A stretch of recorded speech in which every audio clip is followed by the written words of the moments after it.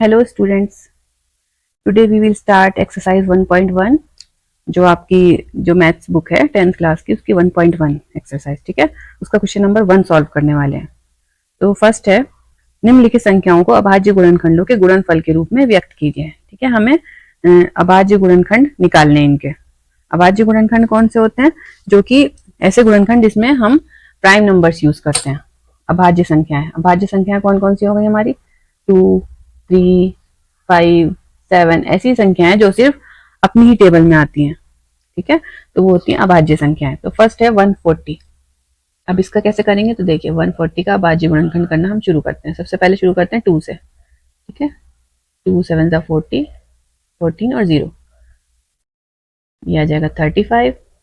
अब देखिए 3 से तो डिवाइड होगा नहीं 35। नेक्स्ट जो अभाज्य संख्या वो है 5, ये आ गया 7 और 7 ये 1। जब तक यहाँ पे 1 नहीं आ जाता जब तक हम इसको सॉल्व करते रहते हैं।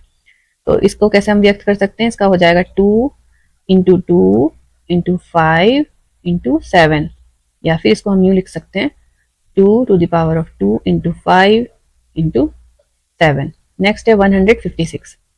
तो 156 का करने के लिए हम क्या करेंगे? 156। अब देखिए ये भी एक इवन नंबर है ना, सम संख्या, तो ये भी 2 से डिवाइड होगा। 2 7 14, 2 8 16, फिर 2 से 2 3 6, 2 9 18। अब आ गया 39 जो कि आता है हमारी 3 की टेबल में। 3 से डिवाइड हो जाएगा। 3 1 3 और 3 3 9। अभी जो 13 है, 13 खुद एक प्राइम नंबर है जो अपने ही नंबर टेबल में आता है, बस ये आ गया 1। तो अब हम 156 को किस तरीके से लिख सकते हैं? 2 × 2 × 3 × 13, 2 to the power of 2 × 3 × 13। ये हो गया हमारा आंसर। अब नेक्स्ट है 3825। 3825। अब पहले हम ये देख लेते हैं कि ये 3 से डिवाइड होगा या नहीं। तो 3 की विभाजकता का नियम क्या है? हम सारे जो डिजिट्स होते हैं ना उनको ऐड करके देख लेते हैं। अगर वो उनका एडिशन जो है 3 की टेबल में आता है तो इसका मतलब वो पूरा नंबर जो है वो 3 से डिवाइड हो जाएगा। तो 8 और 3 11, 12 13 और 5 18। ठीक है, तो जो 18 नंबर है वो 3 की टेबल में आता है तो इसलिए 3 से डिवाइड होगा। 3 1 3, 3 2 6, 3 7 21 और फिर 3 5 15। फिर देख लेते हैं 3 की टेबल में फिर से आ रहेगा 2, फिर से 3 की टेबल में आ जाएगा। ठीक है, 3 4 12, 3 2 6 एंड 3 5 15।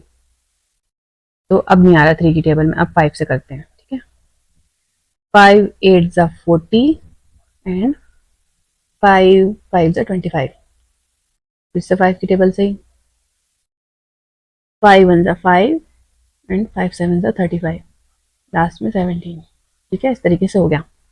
अब हम इसको कैसे लिख सकते हैं? 3 × 3 × 5 × 5 × 17, या फिर 3 to the power of 2, 5 to the power of 2 and 17। ये हो गया इसका आंसर। ठीक है, अब ये क्वेश्चन देख लेते हैं।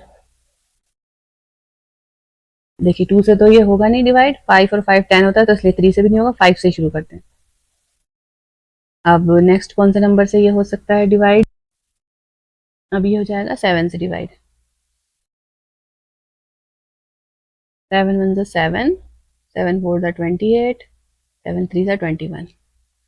फिर से देखते हैं 7 से, और 7 से नहीं हो रहा। ठीक है, तो अब नेक्स्ट नंबर कौन सा होगा? ये हो रहा है 11 से। 11 1 11 एंड 11 3 33 और 13 से।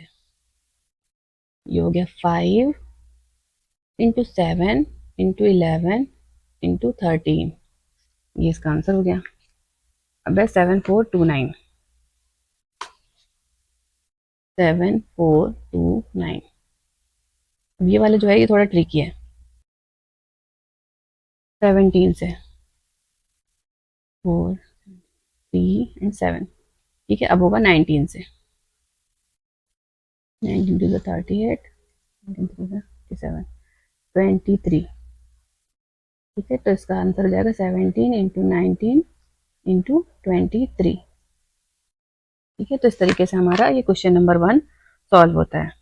मिलते हैं नेक्स्ट वीडियो में। Thanks for watching.